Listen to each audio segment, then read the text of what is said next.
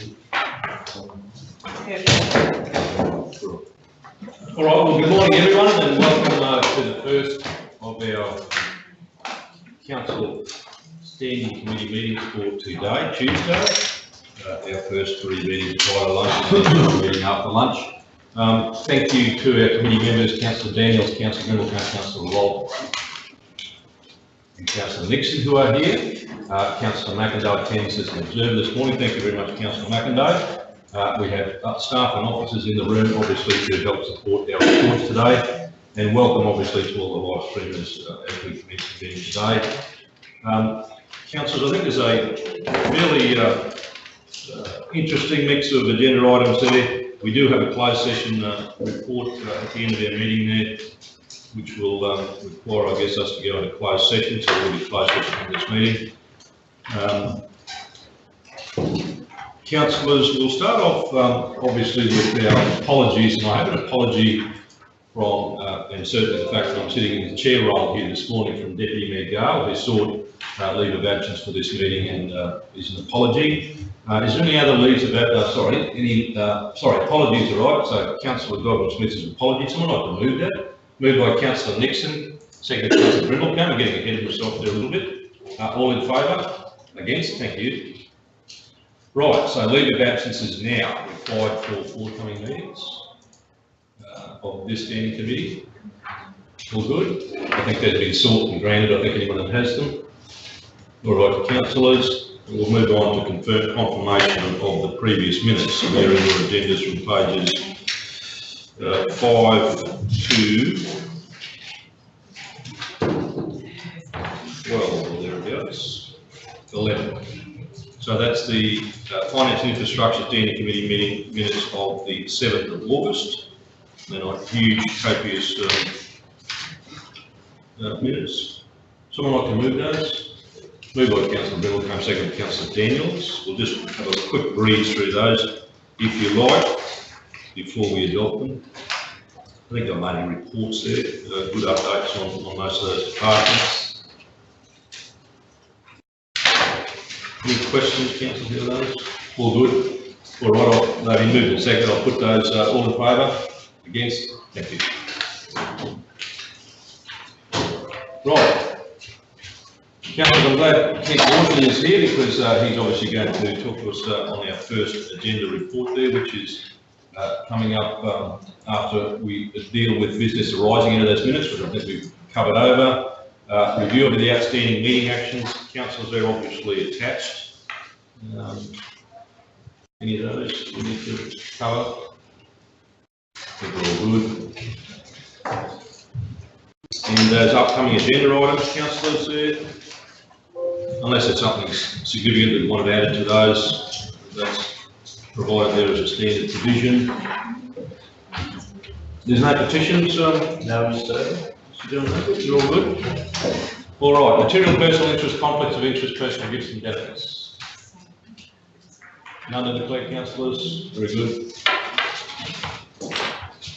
All right, councillors, our first agenda item today back in our departments comes via page, I think, 12, which is a report around our environmental compliance, a status report on that.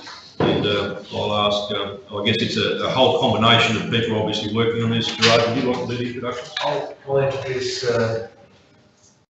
Mayor, Chairman, Councillors. The last time we updated Council was in 2017, and it was across a range of non-compliance matters, mainly waste and water utilities. This report is brought to you simply to bring you up to date on the list of matters still under investigation, closed up and all being addressed. So I'm not going to get into the detail. Kent is going to speak to waste first, and poor Nathan had to step up because Mr. Manning is in Townsville today. So if he takes anything on notice, we'll forgive him for it. Kent, you first, mate. Radio. Good morning, everyone. Thanks very much. Basically, get cracking into it. So we've done a lot of work in waste. obviously, and particularly with a lot of our landfills, our older landfills. We've done a lot of transfer station conversions, and during that time, we've taken that opportunity to actually to cover over those old landfills and actually turn into transfer stations. But we continue to get inspected, and as you can see there, we had 48 compliance issues back in 2017, and since then we've only had the last inspection regime, January 2018, we only had 11 non-compliances in areas of concern. Most of the major ones from the previous inspections in the last report back in 2017 have been addressed or are ongoing being addressed, because closing down a landfill isn't as simple as a kind of single project. It takes time identifying, and as you go over an old landfill, you find other areas that you didn't know were there, etc. So as long as we're continuing along those processes, then the department is happy that we're actually working on addressing those kinds of issues. So places like Capella, for instance, originally we were hoping to complete, but we've then just simply run into snags. Like there's a large amount of old green waste there that really isn't green waste, it's a pile of everything.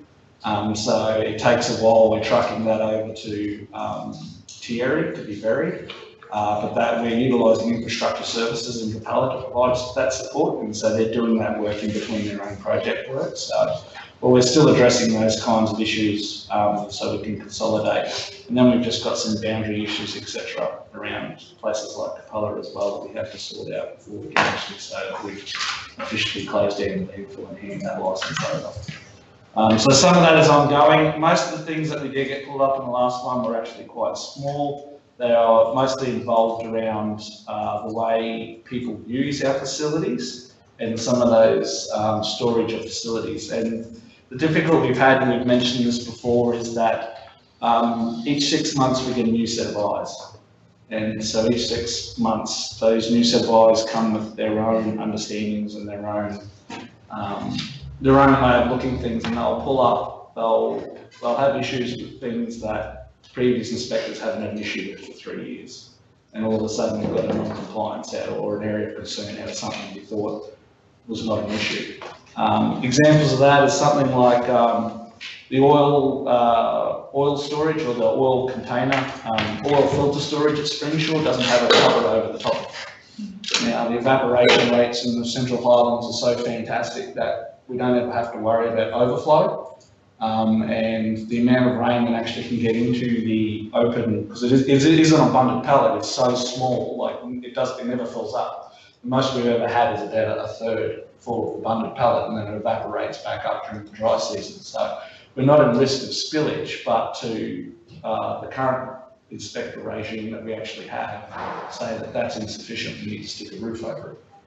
So they're the kind of challenges that we have to address. The other major one we've got is, as I said, the use of facilities. Is places like Doringa where people are using it to dump off large amounts of used oil.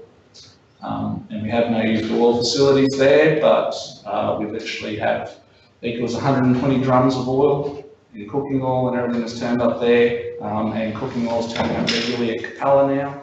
And Thierry remains a constant source of illegally dumped chemicals. So I do have figures in there in the report further in, but basically Thierry and Blackwater are going to cost us a bit over $10,000 just to clean up the thing there through registered waste contractors who can take those forms of regulated waste. So they're not small costs in the end that come through. To address some of that, Doringa and Capella, because of the poor design of the original oil storage facility, basically it's an open face shed that points in the oncoming direction of most of our weather. It actually overfills with rainwater and actually leaks out. The one at Capella does. So we're waiting for budget review to see if we can get approved budget, and we'll actually put in transportable purpose-built oil collection facilities. We've never had that before at Doringa, but in the end it's either we continue to deal with the amount of waste that just gets dumped in leaking oil drums, or we put in a facility to actually hopefully we can educate those users on using that facility properly, put in the waste oil containers, and we remain compliant on the site. The Capella one just simply removed that issue of ongoing weather getting into the oil storage and causing those overflows. So that the other major thing besides those things, and I've got to say actually in the attachments we've got the pie graph there, we've done fantastically well. We just have too much information basically to put into the main report, unfortunately, because we went all the way back. The other issues is we're currently under environmental evaluation from the Department of Environmental Science at the moment. We submitted a report to them after getting an extension for the end of June. There was issues around the time the report received, and the department could actually request more information from us. We've sorted that out, so we're currently on the information request period.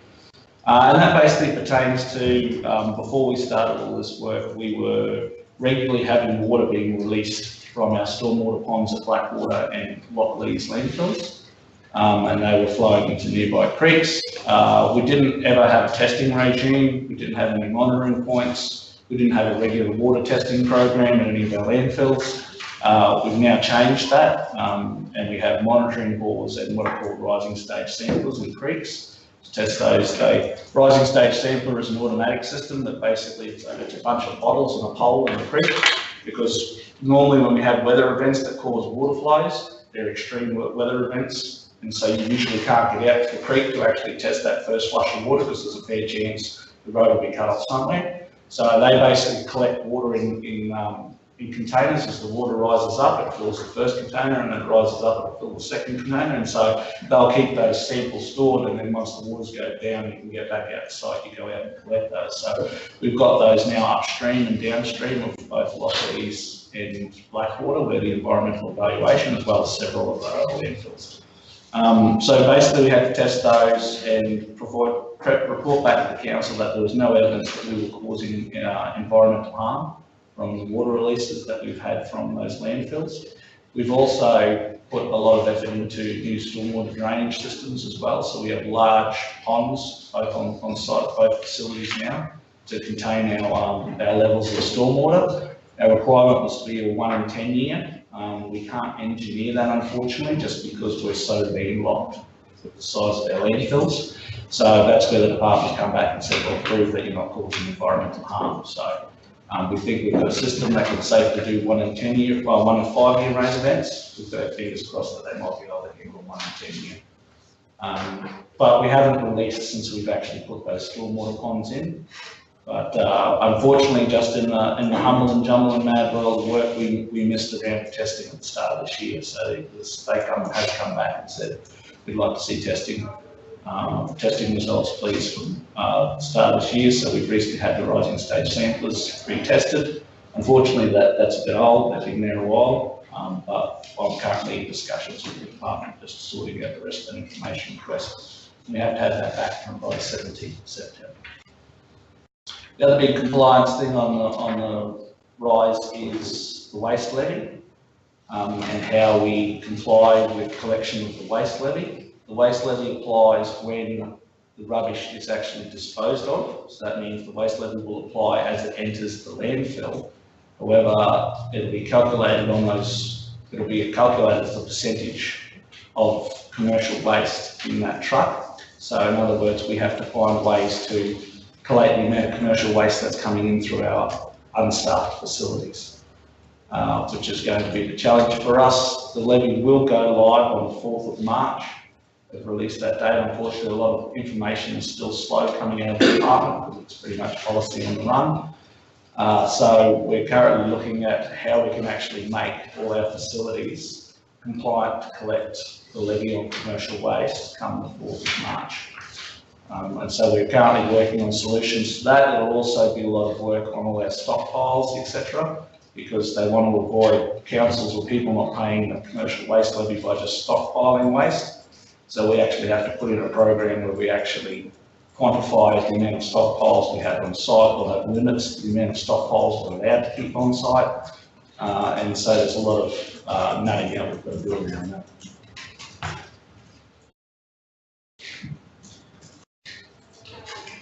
Just a question, what are some of your compliance, not costs, but fines, you know, for like a waste site, you know, that's non-compliant, whether it's oil or runoff, or what are some of the fines that are possible? The fines, I can't tell off the top of my head, sorry. Yeah, no, It goes on a sliding scale, so basically there's a maximum fine. So if EHP inspect us on site find something they don't like, they issue us with a notice, a compliance notice, and if we fail to comply with that compliance notice they're comfortable that they're actually with to their level, then basically they then have the opportunity to fine us, but the fine is their discretion, basically up to the maximum level. The manager here is particularly good. We've managed to maintain a long-term manager here for compliance at the moment at the Emerald office, which is good. He's been here for probably about 18 months. So he's got history at least, and so he's usually really good. So when we do have issues around, for example, again, Bogan Tongue in the old conditions that it needs to be fenced, gated, locked and staffed, which would come at a cost to council, you'll get a compliance notice on that from the inspectors, even though it's particularly unreasonable. We then just basically get all those together, go and schedule a meeting with the manager of compliance here at Emerald, with the Department of Fire Science, and sit down and talk them through to agreeable solutions that are satisfactory to the department. So we've got a relationship with the department, and we try to maintain that relationship with the department to avoid those issues. In the terms of the environmental evaluation, if the department isn't happy, then they can put an environmental protection order on us, either a fine or a list of activities that we must undertake if we can't meet the environmental evaluation to their satisfaction. And sorry, to check, Kev, the 4th of March date for the start of the waste levy, there's a lot of work to do between now and then. Yeah. How are you managing that? Like, are you outsourcing work, or is it able to be done by the staff that you've already got? We're looking at everything. So we're looking at all the data we capture and how it comes in. So we're working with our supplier of our software Mendeley. So we've already started work on that. We've instituted the first meeting of the a waste levy readiness group here at the CHRC, because it's not only waste, it'll affect finance as well. He's actually got to make sure that the levy gets paid off to the state government, and how we run that through council's ledgers to make sure it's separate, and that we're doing that. We'll also take a lot of technology issues for us. Some of that will be how do we record some of that data, particularly from satellite areas, and that might involve satellite remote technologies, etc. So iPads, those kind of things. So looking at some of those technological areas we've got to go over, and we're also looking at the staffing that's going to be required to actually ensure that that's actually going to happen. But we'll have a report coming to council that is currently at the next session, basically looking at how we get ready levy and what we're proposing to do in order to achieve that. But yeah, at the moment, if the levy dropped in yesterday, it dropped in tomorrow, we don't have the staff currently, or our staff isn't currently set up, I should say. We aren't structured in a way to actually make sure we're fully compliant with the application of the levy. So we're looking at those possibilities and how we structure ourselves. Yeah. Councillor Rolls, you have a question? Through the mayor, just one thing while we're talking waste. When we were at Anarchy the other day, they were asking for green waste container or fenced area or something for green waste. Is that planned for up there, or? It's not currently planned for Anarchy. It was a request because there's a lot of retired people there with garden waste and nowhere to put it.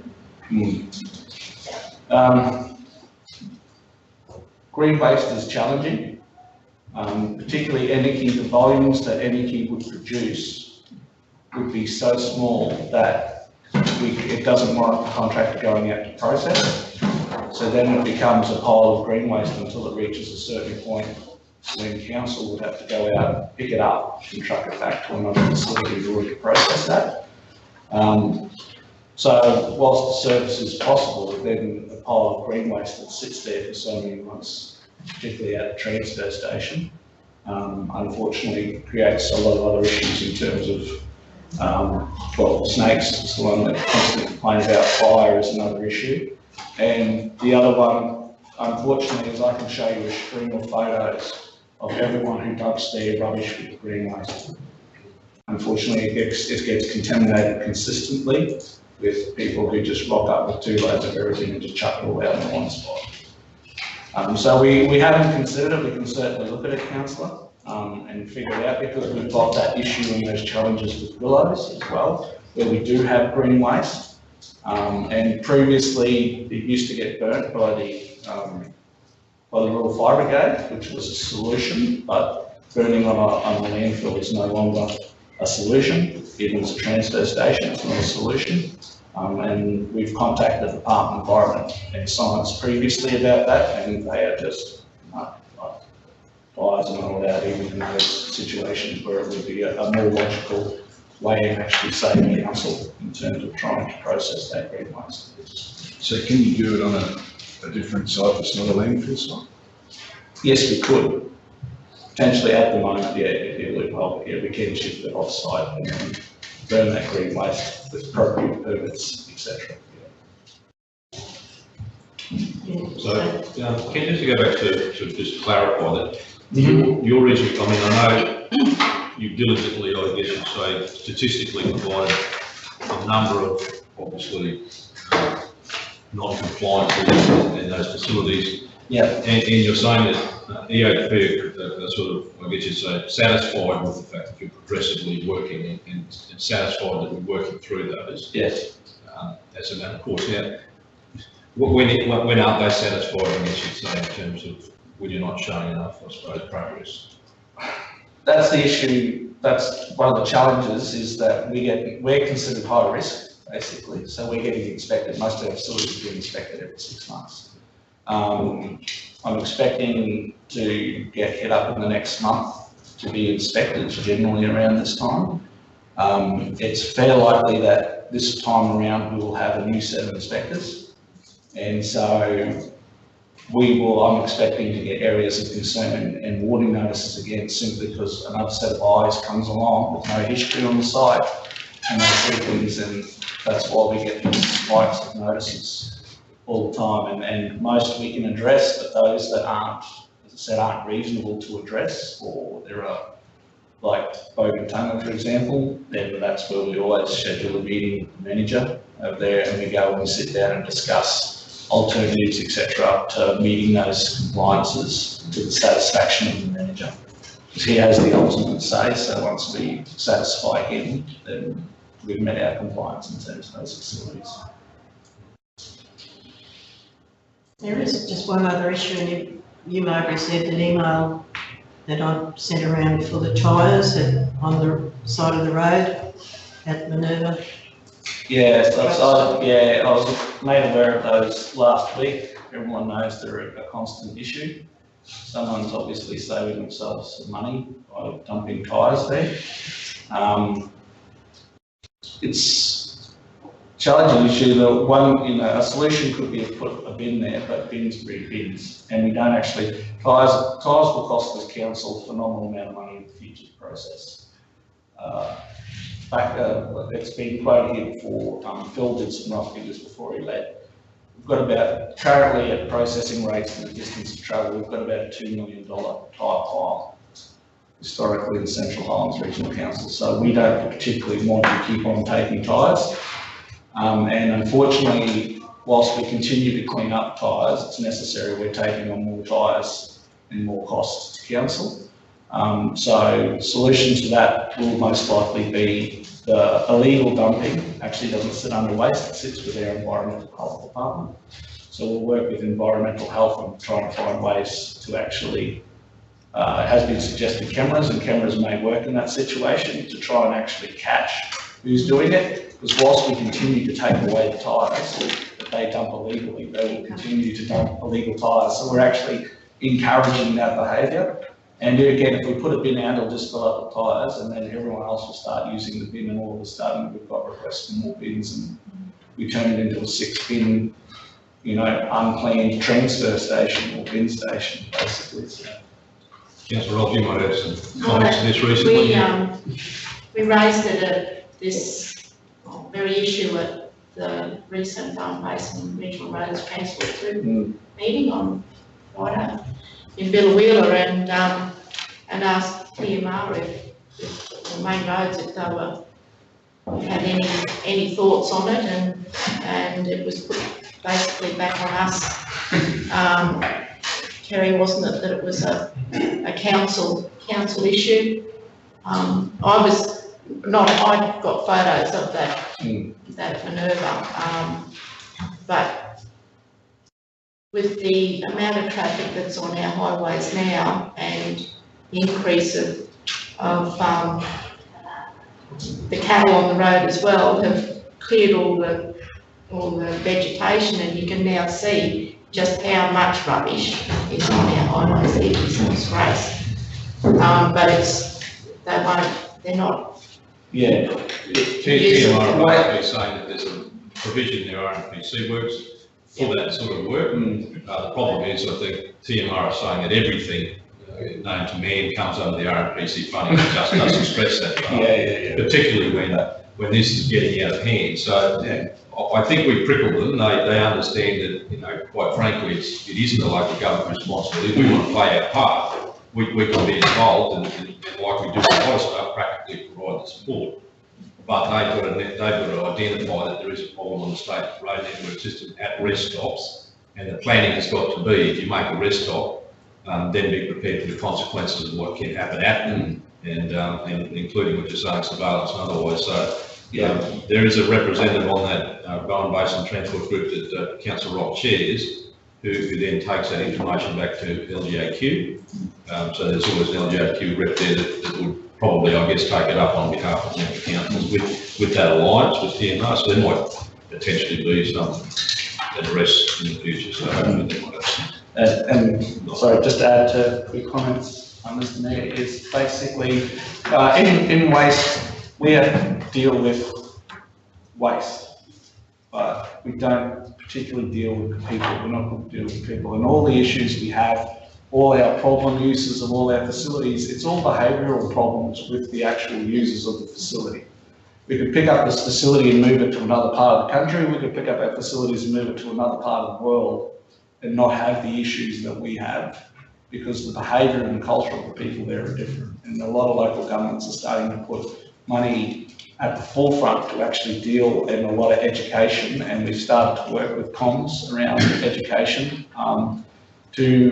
we could solve a lot of these, well, we wouldn't solve, but we'd reduce a lot of these problems with behaviour change in the community. That's slow and that takes some time, but that's where the issue really comes. It comes in the convenience of the bin's too far away, so I'm going to drop it on the ground.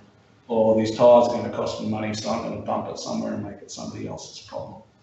And until we can change those behaviours and those people think that, no, that's not the right thing to do, we should just go those extra few yards or just agree that we'll pay for our tyres. So is there do people dump tyres that are also because they have to pay to dump them that way? We charge from the transfer at the Lockleys, landfill. We don't take them at transfer because transfer stations are unstaffed. Tyres turn up there because people are using that avenue, because we've allowed them that avenue. So when they go and get tyres changed over, etc., there's a programmed tyre cycle that comes out and does most of the bow repairs, etc. So those people, they charge you when they do those tyres. Generally, it's either built into their fees or they charge you a separate fee, and that pays for that industry setup to actually come out. The problem with us is we just got too many tyres for tyre cycle. They're not going to stop off it and do us, because we've got what we call Mount Bow Repair and Mount Goodyear at Lockleys. Our tyre pile is so large. So they come out and do that. So people will avoid that fee and then go, oh no, I'll take my tyres home. I'll take my tyres with me, because they've got that opportunity to dump them there without any recourse, or take them to unmanned, unstaffed facilities and drop them without any recourse. So they're not going to change that behaviour of just accepting that they're going to have some kind of cost they pay for their tyres, whilst they've got all these opportunities And that to dispose of them for free. not going to have, it's not going to change while we're going down the path of what we have to do, what we've been legislated to do, is charging everybody to go. That's not going to change the behaviour of the people, is it?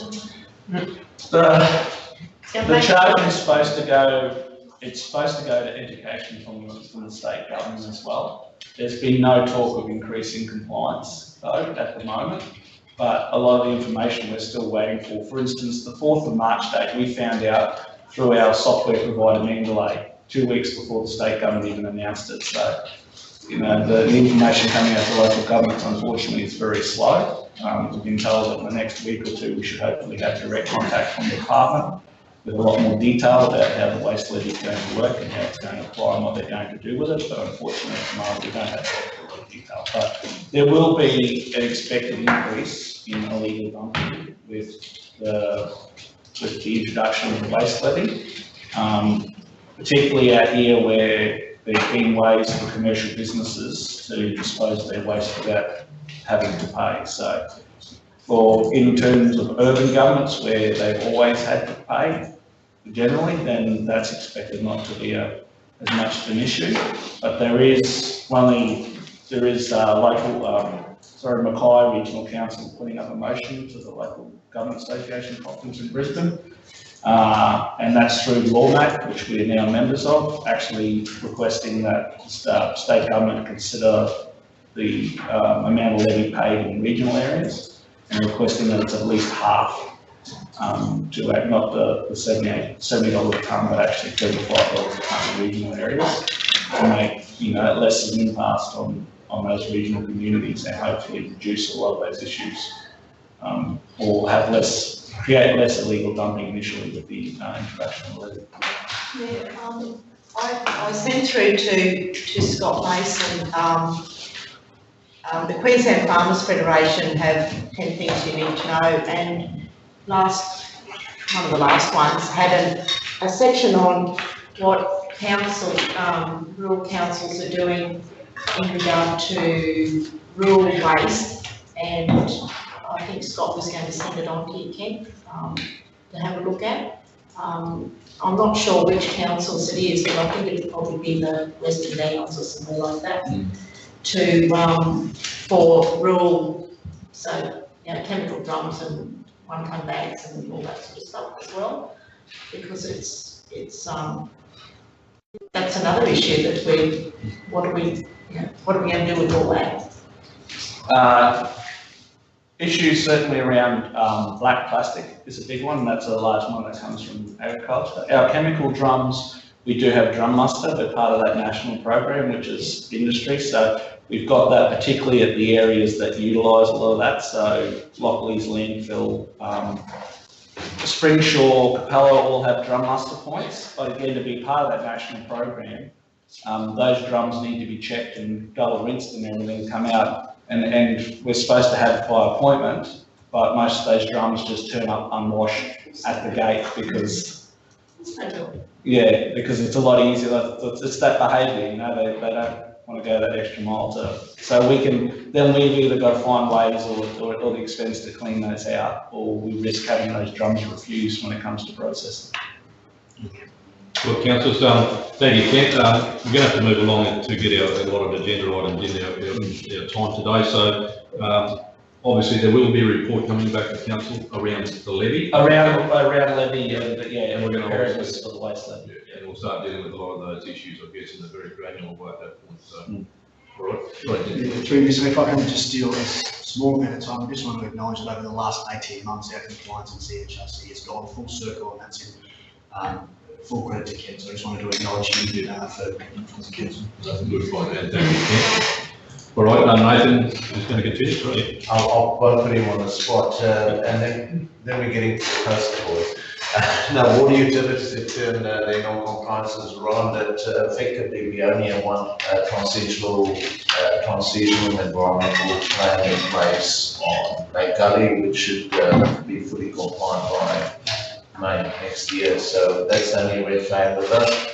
Needless to say, as with Kent, depending who the inspectors are, we do still have the odd incidences that we have to self-report and or potential compliance issues that get identified by inspectors or new set of lines coming through. But in terms of business, we pretty much have tidied up our act, and it was generally around our sewage treatment plants in our different regions. So, is there any questions about water utilities? Going forward. So that means you're off the hook now, is that correct? Yeah. Well, I was noticing to sit around looking good, so you've done well, mate. So Enjoy the throw. very much. Thank you very much, mate. Thank you, Ken. Yep.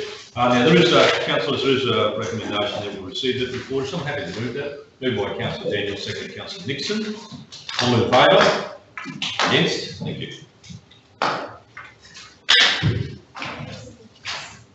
Right, page 77, councillors, which is our next report. And I'll ask the gentleman, Michelle Webster, to introduce our guest today. Lane is here. So, Lane, if you'd like to come down to the Qantas Lounge. Good morning, Mr. Mayor and Councillor. Thank you.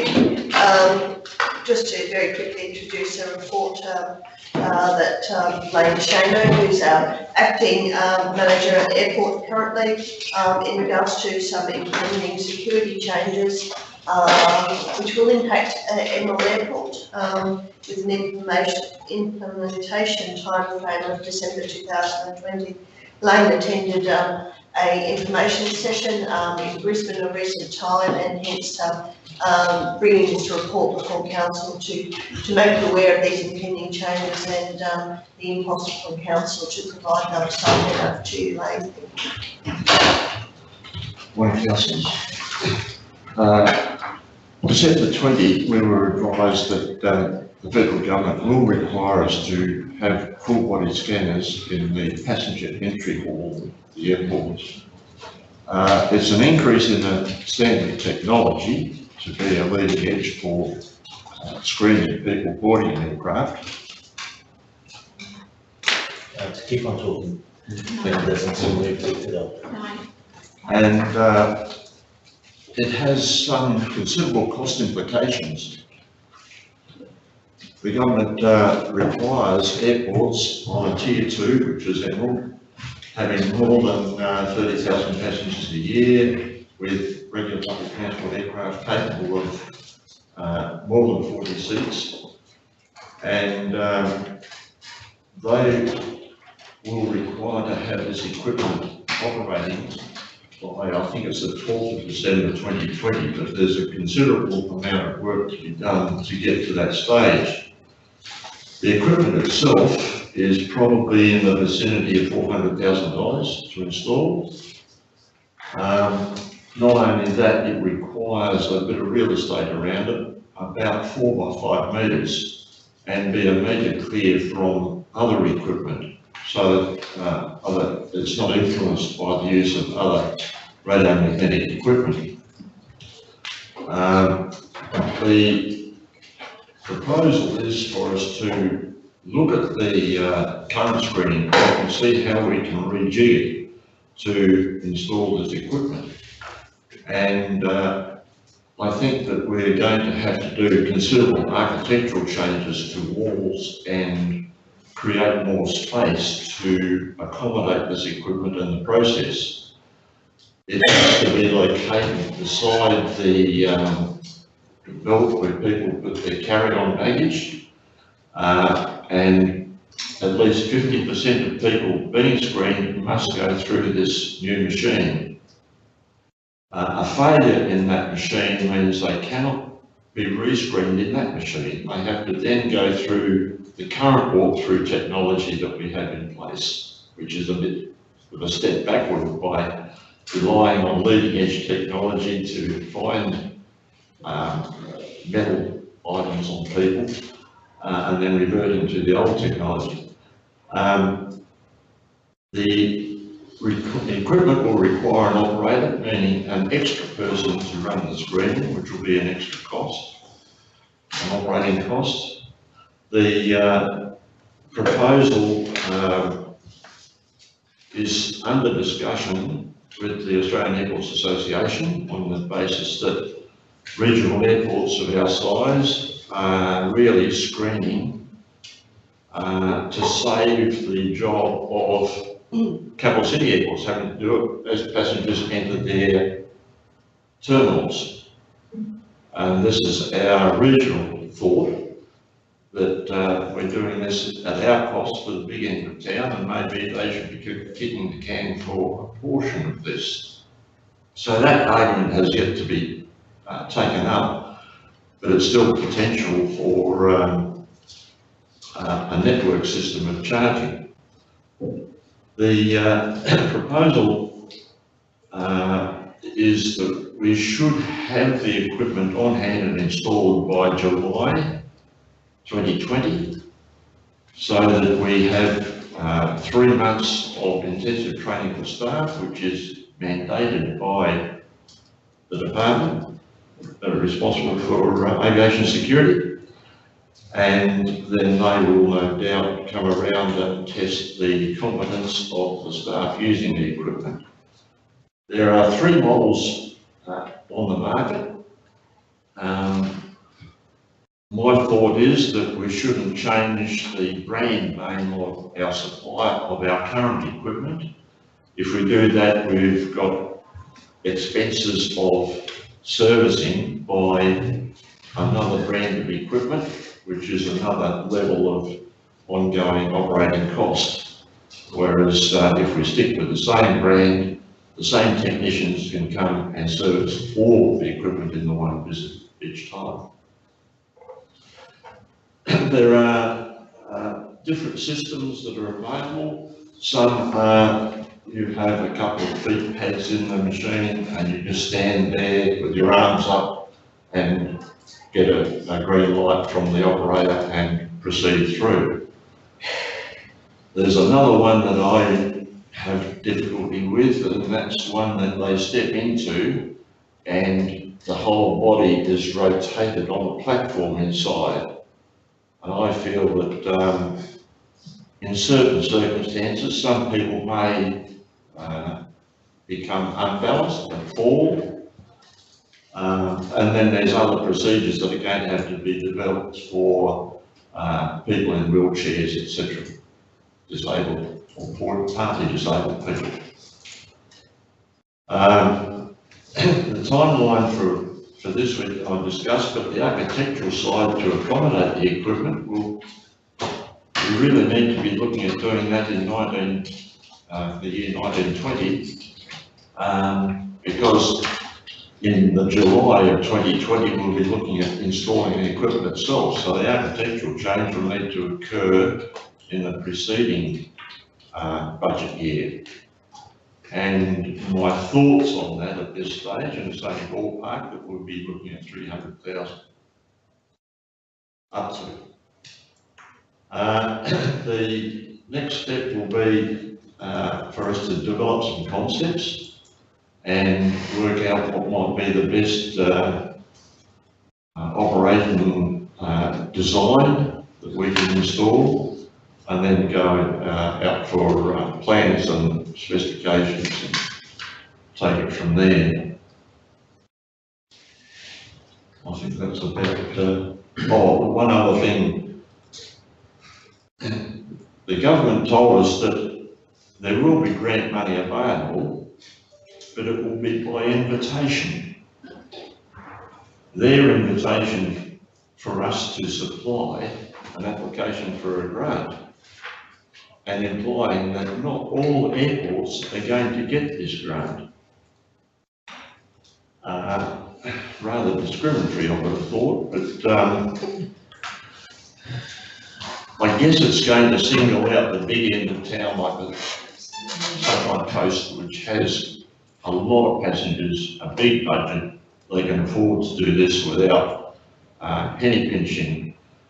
Perhaps airports like General Roma, similar, may be eligible and have the grant approved, but they are still putting that package of policy together at the present time. It may be known next month what their intentions are in terms of issuing grants. Yeah, thanks, Lane. Did you want to add anything? Oh, only Mr Mayor, I think, Lane, we're probably looking at a price tag of just under $1 million, thereabouts. Yes. Yes, by the Yes. time we, acquire the equipment, but then also make the, building alterations that will be required to have. Yes. So, yes.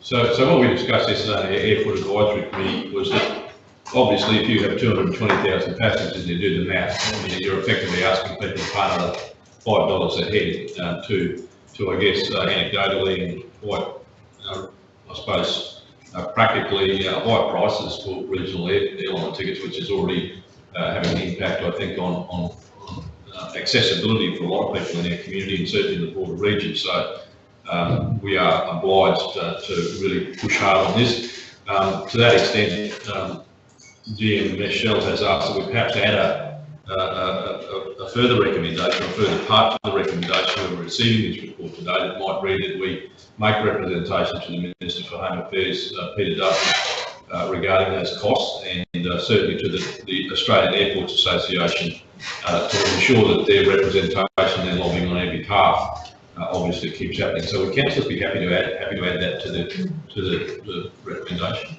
Oh, yeah. So, as you can appreciate, everyone's familiar with the layout of the airport. Our departure lounges now already doesn't really have the space for that, so we'd be obliged to I guess we're going to have to accede to it. I don't think there's any options around that, and obviously to do that, we're going to have to do major adjustments to the place. So it's easy to see $1 million evaporating. I take that point. So we'll get that up there, but if someone's happy to have that added to that recommendation.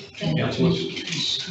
No, sorry, Councillor McAvoy. In that, together with that recommendation, the movement in technology and the AMS could very quickly turn around and add further technologies and burdens on us in a short period of time following that. So is there a chance of a set mandate that they can't implement another one, i.e. the CT scanning technology, within a set amount of time and put further burden on us? I suspect we're always, that's a part of the risk, and unfortunately we don't have any input into or correspondence entered into. We accept what they, as you can see, the categories and the tiering puts us in that position where, with the airport of approximately 200 to 300,000, we're going to be at the lower end of the medium players, which always makes it very cost inhibitive. In the meeting yesterday, I actually looked at a couple of technologies. There's actually integrated technology already, and new technologies are coming right behind it that are far superior with a higher degree of safety. And I'm just concerned that they roll this out and spend $265 million across the board in grant allocations, and then back it within a couple of years with the new and greater technologies. Well, I think what this allows us to do is we're obliged to comply. What we're saying is as long as you keep paying for it, and that's probably us again, indirectly. But obviously, if they change it again, obviously we'll as long as there's a consideration around our costs, we're compliance, we're price takers, not price makers here. So we just have to follow. I take your point there. All right, councillors, there's that addition. Is someone happy to move that? Just could we put in there something about lifting the criteria? Like, there's going to be airports kind of not turning over as many as us, who are between the 50 and 100, say, who are going to be caught up in this. I just think we should kind of put in some objection to the whole thing and kind of supporting what Councillor McIntyre has said, that You know, there's other things coming out all the time, if we can kind of delay it or, Through the mayor, those points are noted, so we can certainly accommodate those within our representation that's made forward. yeah, I think that, you know, we need to make it a little bit stronger than that. We just don't want to pay for it. We actually don't want it introduced to this level of airport. Well, the problem is though, if you don't introduce it at our level, it gets introduced in Brisbane. I think the point that was made yesterday, quite properly made, is that we effectively subsidise the big airports by effectively doing this work at a regional level. So I take your point, but I guess the representation of the Australian Airports Association are very mindful of those points you raised, and certainly with Councillor McEnroe raised. So that'll be part of our advocacy for sure. And certainly the tiering is a critical part. So Councillor Theresa, moved by Councillor Brindlecone, seconded, Councillor Roll. Sorry, Lane, you wanted to add some more. Sorry, could I just add a little bit more about the evolution of technologies? The equipment, as far as I know, only has a whole of life period of 8 years. So every 8 years we'll be replacing this with whatever the new technology is, and I guess it'll progressively develop from what we know today. But probably $300,000 to $400,000 every 8 years is a significant continuing cost, as well as its servicing in the operational period. So there's probably an extensive business case that could be made of the whole dollars and cents side, and to find out what the bottom line might be. All right, thank you very much, Elaine. So Councillor, that's been moved and seconded. All in favour? Against? Thank you. Thank you, Elaine. Do you want to say a little bit, Elaine? Lane, you might like to stay to assist me with the airport update, if you would like. I can speak to it, but you can chip in. All right, councillors, we're talking about the department updates there. General Manager, Customer and Commercial Services, Michelle will lead us through that. Thank you, Michelle. Thank you, Mr Mayor. Councillors, I'll take the report as read, and I suppose just to highlight some matters. If we start with the airport, we have recent time had an audit in regards to, we are an issuing point for ASIC and VIC cards. So they're the cards that you require when you are airside within an airport. There are 2 non-conformances there which have been received and acquitted. We're also, Lane is undertaking some work for us, and we're considering, as we discussed with the committee yesterday, in regards to, we issue a limited number of those cards per year. We do charge a fee for them, but in all reality it probably costs us more than what we would cover in revenue. We are looking to outsource that service, and there's an online service that can provide that facilities for those respective cards that are required at an airport. So that's a cost efficiency and a business improvement that we're considering and working through at the moment in that regard, just to give you a heads up there. We've spoken about security. We do continue to have some issues with the construction of the Blackberry sewage plant in regards to cranes. So there is some ongoing liaison that does need to happen with the project contractors at that site in regards to limitations of height which are affecting the airport. There are some notes within the departmental report for you today, councillors, in regards to the Australian Airports Association Queensland Divisional meeting, which was held in Emerald in April, attended by about 30 airport professionals. It was a great event, and I know the representatives from other airports were very appreciative to be able to come to Emerald, and we've also expressed the view that that event, which is held each 6 months, should rotate amongst regional airports as well. Staffing at the airport, we're in the process of recruiting a manager of airport. We have shortlisted, there were some 39 applications for that position. Some applications could be culled quite quickly, but there are a number of strong applications, and we're shortlisted to three applicants for interview who are quite strong applicants on paper. We did have the preferred applicant to visit Emerald over the weekend, and he has returned to his state where he lives at the moment. And we, subject to referee checks, will be making some negotiations in regards to endeavour to make that appointment. We've also a number of other positions which have been recruited at the airport. The airport maintenance officer is in place. Airport compliance coordinator, we are undertaking that at the moment through a contract arrangement.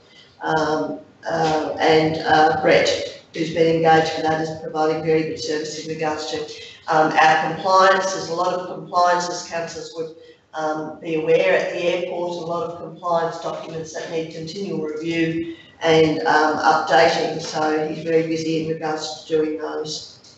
We have had some issues with the airport reporting officers. We have just had another new appointment there, so we have 2 of those in place, and we have also we use the services of ISS in regards to providing us backup arrangements for ARO.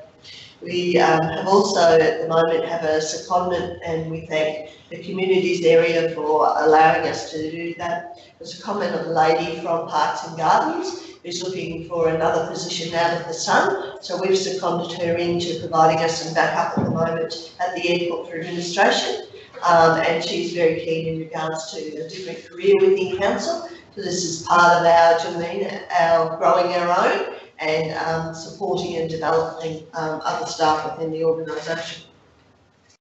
Lane has included within this report for the airport any details in regards to changes of schedules of flights, so I think that's information that the councillors might like to know and be across, so thank you for including that. There is an update within the report in regards to what is happening with our capital projects. Significantly, which we need to bring to your attention and which we'll see a report come before council in due course, is some issues we have in regards to the runway enrichment project. So this is the reconstruction of both runway ends. We have some issues with the subgrade there. Some second testing, council will be aware of this, I have advised you of this before. Some testing there of that subgrade has raised some issues, so we're working with ACOM as well as our project engineer Paul Martin in regards to looking at additional options in regards to that project. What had come back to me was some substantial increase in cost potentially for that project of several more millions of dollars. So we're looking at the options to ensure that we can comply, and we're looking at that from a risk process as well. Engaging with our funding body, Building Our Regions, so they've also provided funding for that project. So making sure that we're keeping them in the loop in regards to the project may change a little bit, and that, you know, this is why we're not meeting milestones, we've got some risks and we need to come up with an appropriate technical solution. So there'll be a report that will come back before council to inform you of that work. We've also out at the moment for a request for quotation for the airport master plan. We've gone out again in regards to that. So there are 6 companies that have been invited to provide a request for a quotation for review of the master plan. Not sure, Lane, if there's anything else you'd like to update council on? I'm sorry, I was. Not sure if there's anything else you would like to update council on? No, I think they're all points. The passenger statistics went up 7.4% over last month, which is a turnaround from a bottom number that we had for the end of the financial year. So the other thing I'll add is at the Airport Advisory Committee meeting yesterday, we did consider a complaint from a community member in regards to the 30-minute drop-off and the concerns in regards to that. So the committee had quite a good conversation in that regard, which we'll see a report come back before council in regards to a possible change in that arrangement in regards to what is the period for free parking to enable drop-off, and we understand that change to 30 minutes has also had an impact upon the kiosk at the airport as well. Council can expect a report to the next federal meeting in that regard. So, any questions in regards to the airport, councillors?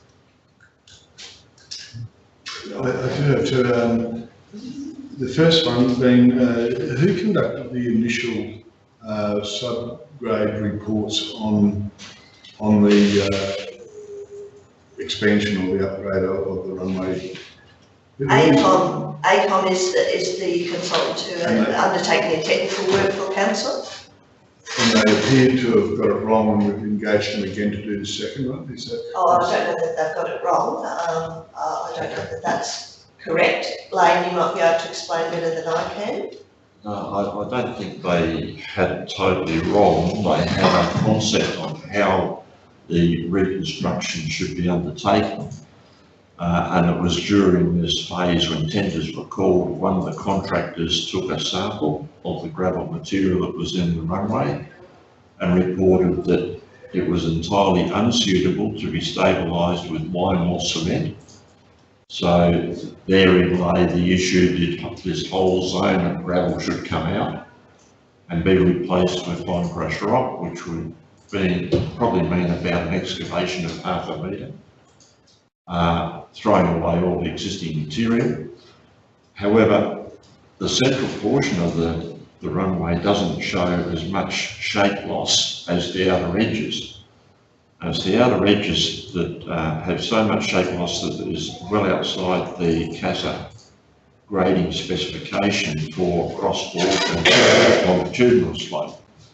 So it could be, I think, done by heavy patching of these zones, and we've got ACOM at the moment looking at that as another option rather than rebuild long sections of the runway full width, which is pushing the cost well up on what we had originally budgeted. Thank you. Chair, my second one is not so much a question, but just to highlight to council or ask council to consider runway 1533 and the surface regrading in regards to a non-conformance. I've asked reports before as to the utilisation and the expense that we put into that particular runway and the utilisation and the return on that runway for the expenses that are put into it when we certainly have technologies available now and plain abilities.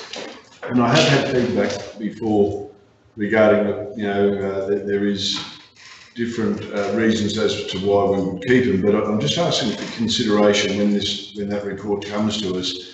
Asking for some coin as to, do we really require a second runway when we've had certainly consultation with community user groups of other runways that are now going to smaller airports, i.e. Ralston, Springshaw, Capella, not Capella,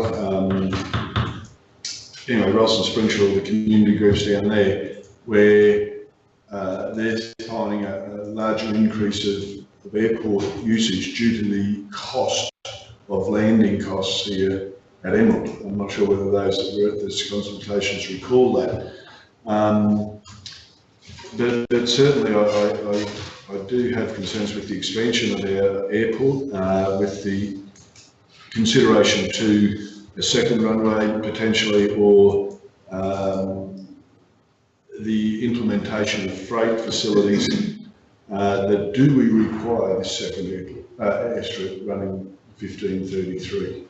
So they're all things that will come out of master planning, and we'll have a good chance of looking at them, so they'll probably answer those questions. But you raised the point, Councillor McAdam, will make sure they're considered, I suppose, in that master planning.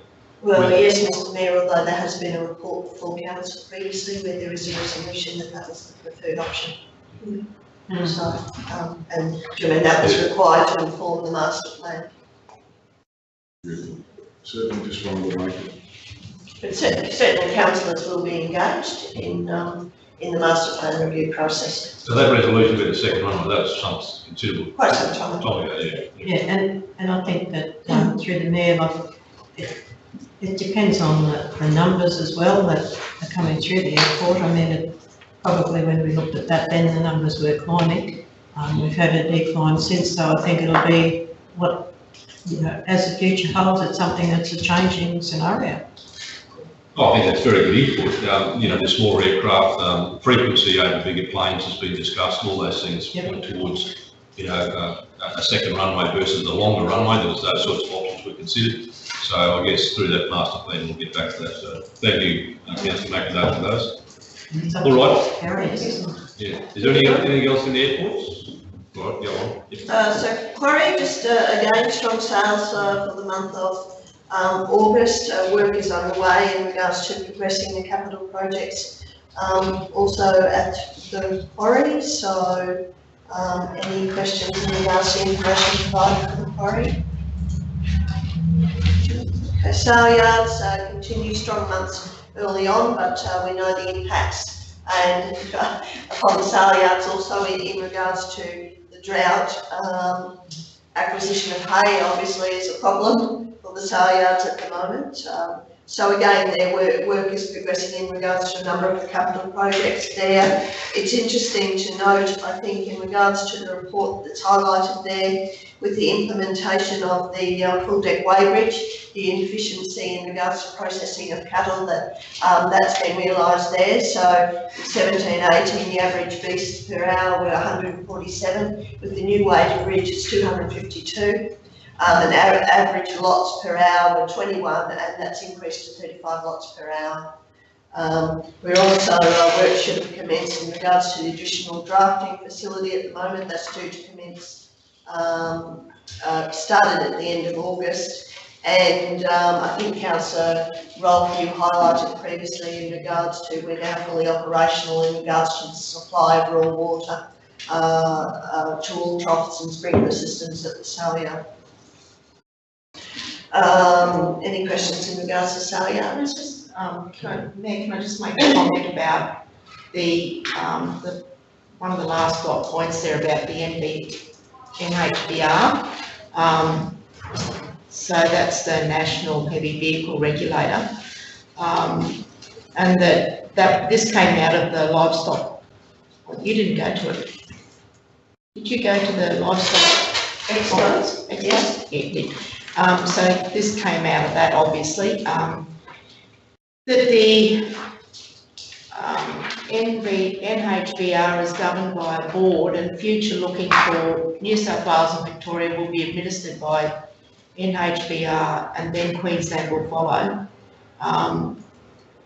And I think this is probably pretty important. Then if a driver is charged with an offence, then every party in the chain will be named party in that offence. And I think that's one of the most important things to be that livestock carriers, people who work in sale yards, the owners of the cattle, all of those people are party in that chain. So the chain of responsibility, although it's still coming, is something that's going to be quite it'll be enforced as well, so we just have to be very aware of that, I think, Mayor, in future. It certainly is a very hot topic within the industry and a real concern in regards to sale yards and the imposts on that. And we know in New South Wales, the regulator is already issued FORBs with the number of breaches. And also, worthwhile noting that obviously the Type 2 road train route, you're going to talk about the Type 2 road train route. The Secretariat of the Regional Roads Group advised that yes, it has been endorsed from Clermont through to the pad out north of on Emerald Hill. Type 2 road trains. It's on the maps, however, it hasn't been changed yet on the town map for Capella and Clermont, but Peter Trim's advised that they'd look into that, but So, So those impacts are currently drought stock was stopping at Clermont and breaking up their loads there and going, doing a shuttle run back to Emerald. Well, they can effectively do that at Kingyao now at the top of the hill.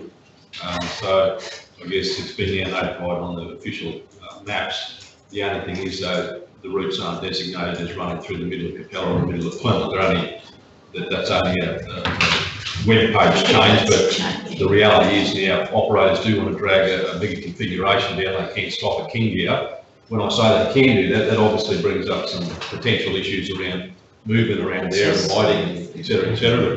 But it's certainly better that they can move down to here than get stuck at Clermont and do two or three runs. so this came from the last meeting, the breakfast and the meeting we had from one of the livestock agents asking, you know, can we please look into it and see, because they want to be able to, especially drought stock, if they're coming to the yards for rest and feed, to be able to bring them straight through to Emerald and use our yards. Through the chair, Jason, your knowledge across exemptions for this type of operation, can you shed any light how easy it's to do? Is it just a oversized permit or? So drought declared stock do tend to get permits for type 2 to travel through our area. So it's a normal type 1 route, but it needs to be permit. And then stock need to come from the drought declared area. We just need to message it out a bit wider so people know that they can do it. Yeah, but it's actually now, the route is actually now a type 2 road train route, so that's not. Not to that section of road, but they've got drought declared pretty across through. To the sales yards, that's the challenge, to get them from the hill to the sales yards. Oh, That section has to be. Well, Gerard, they were quite, I can't remember which agent it was, but they were saying that it's better to, well, it's better for our sale yards as well, but it's better to split up there on Emerald Hill and just run down into the sale yards. TMR did seem to have quite an aversion to coming any further past there. Absolutely. I could guess that, that's why I said it, that's only a way to get around it. But once they get a drought permit, they've been doing it for years, so straight They through. should know that. Good, keep going, Michelle. Joe, thank you. Nothing much to report in regards to land development. We're in the recruitment process there for some resources at the moment. Expressions of interest in regards to the adjustments for vacant council land. Unfortunately, I had put them on hold due to resources, but we have written to all the members of the community who expressed an interest that there will be a bit of delay in regards to processing of that. In regards to housing company, nothing to report there other than the new director, the formalities of that is now in place. And councillors, my notes are there from my attendance at the Airport Association divisional meeting, as well as the National Sale Yards Expo at Casino.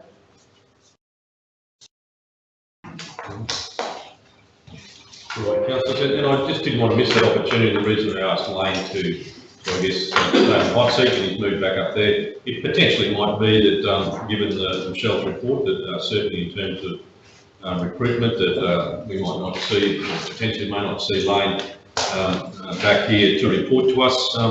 We certainly would be glad to have him here, and we're certainly not hustling a good servant out the door, but the reality is I think it's a good opportunity to take this opportunity of thanking Lane for your work. It is a unique skill managing airports and regional airports particularly, and certainly at the hour, come up the man. We certainly, we're used to some, great continuity of our airports, which we enjoy and we don't necessarily take for granted, but certainly you've stepped up to the plate there and provided a great service to our community and the council, Lane. And we thank you very, very much, and obviously look forward to keeping us informed of where you are and keeping a tab on you where you go in the future, because I guess once you've been here, we like to think we're friends for life, and we're glad to have you back, Lane, if the event ever arose again. So appreciate very much your service. Thank you. Thank you very much. All right, councillors, well, the recommendation is that we receive General Manager Michelle's customer and commercial services report. Someone happy to move that? Councillor Daniels, second Councillor Wolf. All in favour? Against? Thank you. Which brings us to infrastructure and utilities. Gerard. Thank you, Mr. Mayor. Councillors, I've only got one backup today, so I'll just try and pick the high points. Firstly, I gave you a summary of RACQ unroadworthy survey. That's mouthful. I get twisted every time I say that. I presume it's read. The reality of it is I've given you the absolute detail of every single comment, etc., and survey respondents. The reality of it is, as much as people promote RACQ's report as a great advocacy document, that if you only have one respondent on Springshore Tambo Road, it becomes very difficult for me to go out and say RACQ's roadworthy survey with one respondent says it's a bad road. So the usefulness of this as an advocacy document in my mind has been questioned, unless anybody has a different view of it. I've given you the summary of the detail. Two responses. Oh, sorry, I apologise. Nobody uses it because it's too long.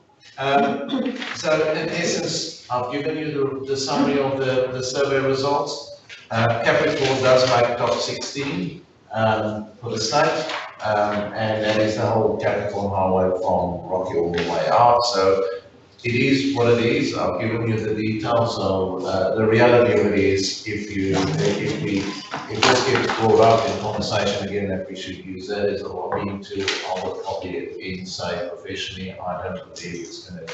Main roads will just laugh at us if we walk in and say we want to use this as part of our advocacy to get more money. That's that. Unless there's questions. I'll hand over to Huli on the next few dot points before I'll pick up on that other again. Good morning, councillors. First update there is on the MOU with Royal Bend Aboriginal Shire Council and GMR and ourselves. That partnership is working well. They've now established a crew to do some minor roadworks, patching. They've obtained a vehicle from Department of Transport and Main Roads, which has been set up for them to do basic roadwork such as patching, pothole patching, repairs such as guide posts, weed spraying, that type of work. So we're undertaking, continue to work with them and seeing some good results there, with some future work already identified in the reseal preps and stuff that we'll do together. The BPRRTG Technical Committee meeting was in Royal Bend also on the 22nd of August. I was lucky enough to be nominated as chair for the next 12 months. Some of the issues that were raised in that meeting are minuted here. Probably worth noting is the two funding opportunities, potential funding opportunities, which are coming up. There's not a lot of detail on them at the moment. One is on the school transport infrastructure program, so that's additional money, $20 million over 4 years for school projects. We'll probably need to add, the suggestion is that shovel-ready projects will be ideal for that program of works. So we might look at a strategy as to what we can have in the cupboard ready for when that package or program does get announced properly. And the second one is an increase to the passenger transport infrastructure investment program, which is around passenger transport facilities such as bus stops, so long distance bus stops and that type of infrastructure. So both those have been announced, but there's not a lot of detail as to the process that will be undertaken through those. Justin, is the passenger transport 50-50 as well? No detail on that yet. However, we are doing one under the existing program, so the Taringa long distance bus stop, and that's a 50-50 split for the existing program. Just to note, councillors, through the chair, is that program, we also have to be cautious. Queensland Transport and Transnet is keen to push it.